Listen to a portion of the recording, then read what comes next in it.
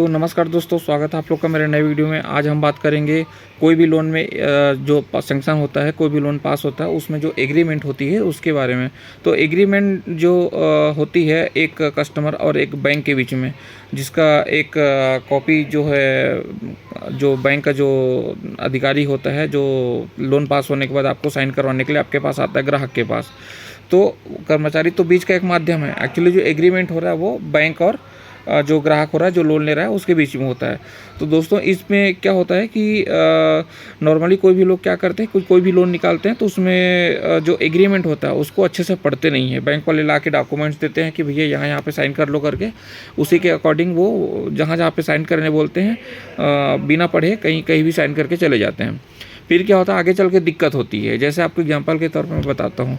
क्या होता है, जैसे किसी ने लोन निकाल लिए 10 लाख रुपए।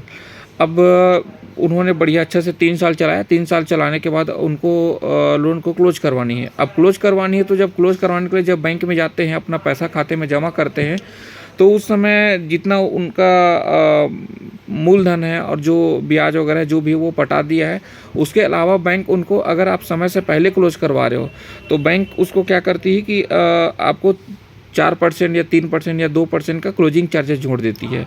तो वो जो है वो एक्स्ट्रा हो जाता है कस्टमर के लिए, क्योंकि कोई भी बैंक जो है एग्रीमेंट में कई जगह लिखा रहता है, कई जगह नहीं लिखा रहता। लिखा रहता तब तो ठीक है कि भाई चलो लोन क्लोज कराते हो, फोर क्लोज कराते हो तो 4% की या 3% की हम आपसे फोर क्लोजिंग चार्ज लेते हैं करके। लेकिन कहीं कहीं पे लिखा नहीं होता है। उसके बावजूद भी वो, जैसे आपने लोन निकाले 2022 में, नियम बना दिए 2024 में, है ना। तो वो 2 साल पहले आप निकाले थे, उस समय ऐसा कोई एग्रीमेंट में नहीं था। जिस समय आप एग्रीमेंट साइन किए उस समय आपके पास ऐसा कोई कानून नियम या पॉलिसी बैंक की तरफ से नहीं बनी थी कि लोन क्लोजिंग चार्ज लगेगी करके।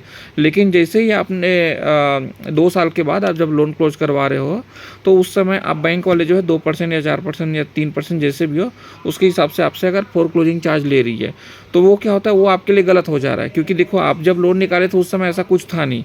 तो कहने का मतलब यही है दोस्तों कि लोन लेते समय आपसे जब एग्रीमेंट में साइन कराई जाती है तो उस समय सारी डिटेल जो है अच्छे से पढ़ लेनी चाहिए। कहाँ कहाँ पे साइन कर रहे हो वो सारी चीज़ें देख लेनी चाहिए, है ना। जैसे मेन चीज़, जैसे जिसमें प्रोसेसिंग फीस कितना है आपका, जब लोन पास हो रहा है तो प्रोसेसिंग फीस कितना है, और उसमें रेट ऑफ इंटरेस्ट कितना लगा हुआ है, कितने साल के लिए लोन है, कितने ईएमआई है, वो सारी चीज़ें, फोर क्लोजिंग चार्जेस कितनी लगेगी, कितना साल के लिए है, वो सारी चीज़ें एक एक चीज़ आपको पढ़कर ही एग्रीमेंट में साइन करनी चाहिए। तो आज का जो वीडियो अगर आपको पसंद आया होगा दोस्तों, तो लाइक करना ना भूलें। Thank you.